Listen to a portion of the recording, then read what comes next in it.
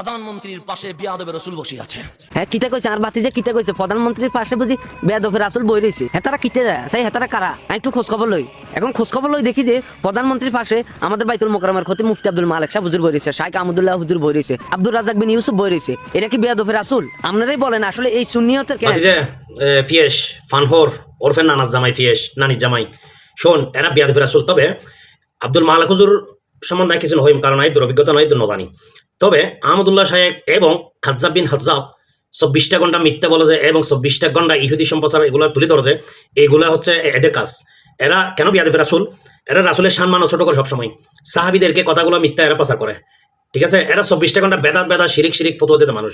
এরা অলির এরা যে বাংলাদেশে অলিরা যে ইসলাম প্রচার করছে এটা এরা স্বীকার করে না। এরা অলিদের বিরুদ্ধে কথা বলে, এই জন্য এরা বিয়াদফের রাসূল এবং রাসূলের শান মান এরা পুরোপুরি মানে না এবং তুলে ধরে না, ভুলভাল তুলে ধরে, এই জন্য এরা বিয়াদফের রাসূল। বুঝছো? আশা করি বুঝতে পারছো।